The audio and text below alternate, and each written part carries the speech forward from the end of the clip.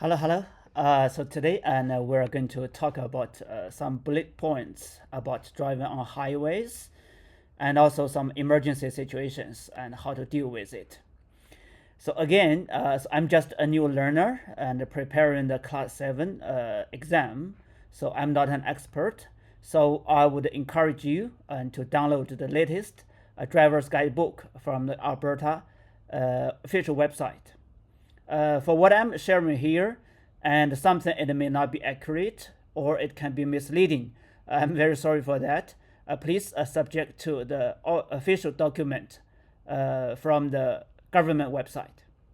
Okay, I just hope a quick walkthrough of these bullet points can help you to prepare the Class 7 examination and also to help you to drive better after the examination. Okay, so let's begin. For driving on the highways, so especially when you are from abroad and you are a newcomer, and there are some things it can be different in here from your previous country. Okay, the first thing I noticed the difference is on the highway the speed here is not far. It's the maximum. The highways, the maximum is only 100. So this is far less than Europe and even than China. Okay, so on the highway when you are driving, and please maintain your speed as much as possible. Okay, so if you decide to change lanes, and you will also need you need to double check with the shoulder check, and when you are passing another vehicle on the highway, and you need to maintain your speed. It is illegal. It is illegal to pass the maximum, to go over the maximum speed, even when you are passing another vehicle.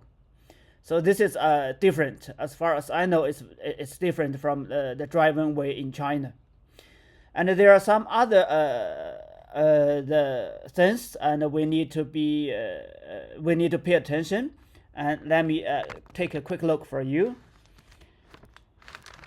Oh yes, and you need to always give the proper signals, and before you change your lanes or before you pass another vehicle, and after passing, and you need to go back and in time, and then turn off your signals.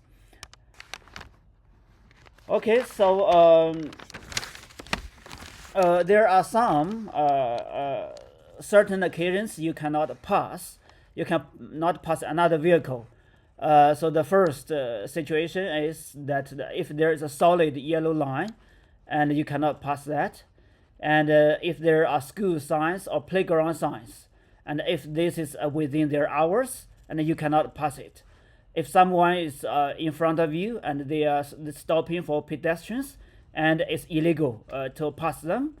Also, especially for the school bus, and if there are flashing light, the amber flashing lights on top, and with the stop arms extended, then you need to stop. You have to stop, and you cannot pass. Okay, but when we are doing the merging, I mean, on the highway, or especially on the highway, and then there is no it's shared responsibility. There's no right of way. It's shared. Okay, so also you cannot pass another vehicle. Sorry, I just missed one point. You cannot pass another vehicle on a curved lane because of the poor view. Okay, so there are some emergencies, and I think this is really helpful, especially when you are driving in Alberta, Canada. So you just remember not to accelerate too much or brake too much, because in these ways, and you will experience skid, and your vehicle can lose control, and so you under these circumstances, there are certain tips to minimize the risk. So this, and you need to practice and you need to also to read carefully about the instructions set in the driver's book. So I will not go too deep on this, because it needs practice and needs to read the instructions and understand it. Okay, but if you're for most of the time, and you just not to brake too hard, you just not to accelerate too hard, and just take control. You need to just firmly grip your steering wheel, and let the engine stop your slow down the speed, and if possible, you can use your the hand brake, or you engage into a lower gear when your brake when your brake fails. Okay, so this is the emergencies, and also if you have some mechanical problems for your car, you need to find somewhere to stop, somewhere safe to stop, and you need to give the notice to other cars, both from in front of your car or it's at the back of your car. You can put the reflective triangle and at the behind your car.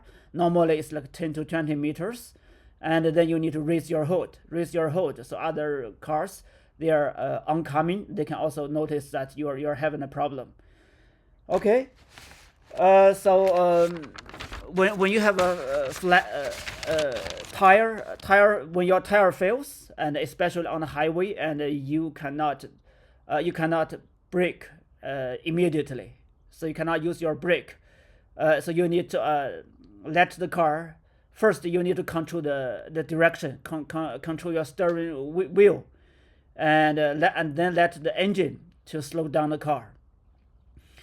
And after that, and you will need to find somewhere safe and to stop, and you may need to fix by yourself, or you need to report. You need to call for an emergency. In these cases, and if it's dangerous, please do not fix by yourself, and you need to just withdraw to a safe area that is behind, away from your car, in the opposite direction. Okay, so this is we talk about the car failure, the tire failure, and also there are some things that is like the steering, power steering. If it fails, that's no, it's not a very big deal. You just you can still turn your car, but just by using extra power. And you need to another sense is like for some challenging conditions when you are driving. The first is driving at night. And you need to use both your high beam and your low beam headlight. But remember, when you and the other vehicle, if you are driving at the same direction, and you need to use your low beam within like 150 meters. And if you and another car, you are driving face to face, then you need to turn off the high beam. You need to switch it to the low beam, and within 300 meters. So normally, and then when you spot the other cars coming, and you need to, what I do is when I spot another car is approaching, and my high beam may blind them, so I will immediately switch it to the low beam. And you need when you're driving at night, you need to always drive in your light. Do not drive out of your light. And so there are some other extreme conditions, like the ice and snow on the road. So there's one thing you have to always remember is do not brake too hard. Do not brake out of a sudden. You need to maintain your speed. Just do not accelerate. Then just control your direction. Control your direction, and control your lane. And do not change your lane. Do not brake suddenly, because if you do this, and your vehicle can lose control. Okay, so there are Other things is yeah, so the especially for winter time for the Canada for Alberta, and you need to have your cars serviced and spend a bit more money there, and especially and if anything that is concerning safety, and you need to change it or keep it in good condition. Because the weather here in the winter it can be extremely cold and have a lot of ice and snow. And when you have snows or ice on the road, and please do not use the cruise control, because that can be dangerous. Okay, so for winter, and you always need to prepare some winter supplies in your car. It's like the blankets or extra clothes. You need to prepare also some sand, or we call it's like the road salt, and along with a shovel. This just to in case of the extreme weather. And you also need to prepare the heat source. It's like a candle, like some candles and a place to put the candle. Normally it's like a deep can, so the wind doesn't blow it out. This is very important, especially when before you travel to a long distance, because sometimes there can be emergencies that you can freeze to death.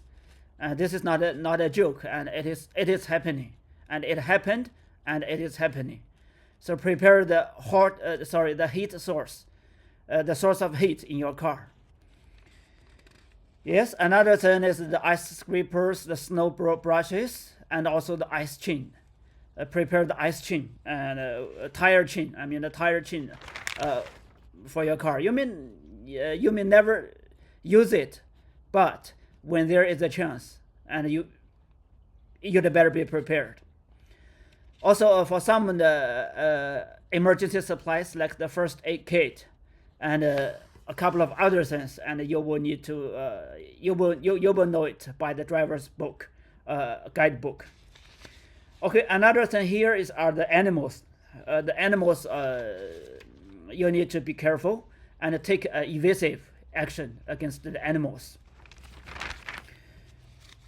Okay, so and then we talk about the collisions. So if there are any collisions, and if you are involved in the collisions, and you need to give assistance when you can, and you need to you need to report to emergency or the police if there's anyone injured or is killed, and also if there's any loss that is bigger than 2,000 Canadian dollars, and you need to report. Other ways, and you need to exchange your name and your contact information, also the insurance information with the other driver, and you also need to report to the insurance as soon as you can. And you also need to record some important information. For example, the extreme weathers, or if there are something that is caused this collision, which is important, you need to record. And if there are any witness, and you need also record their names and their contact information, in case for the investigation later on. Okay, so if you damage anything public, you also need to report to police.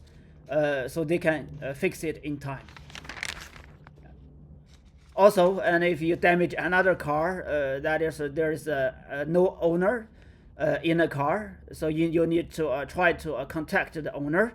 If you cannot, you need to leave your full information, which will including your name, contact information, and your driver license number, and your car plate. And you need to leave this information with the other car properly, so they can easily contact you.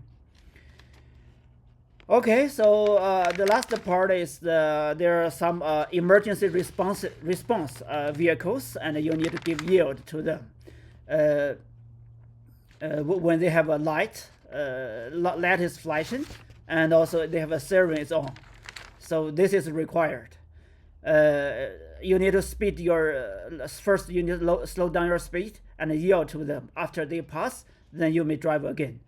And in these cases, if you don't slow down or if you don't yield, and there can be heavy fines. This also applies to construction sites. You need to follow their signs and instructions. Otherwise, you will also receive heavy fines.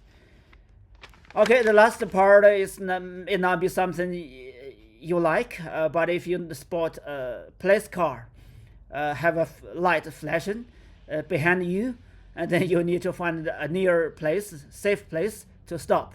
Also to make sure the flashing car behind you also have a place to stop. And then you need to stay in your car and get your 3 cents. It's like your driving license, your registration license, and your insurance, and prepare it for the officers, the police officers, for them to check. And you need to stay in the car until they give you an instruction. Okay, so that's all for today. I think these are the important bullet points for me, and also for someone, especially if you are from abroad and if you are preparing for the Class 7 examination. I hope this helps you. Thank you so much for today, and I hope to see you next time. Bye.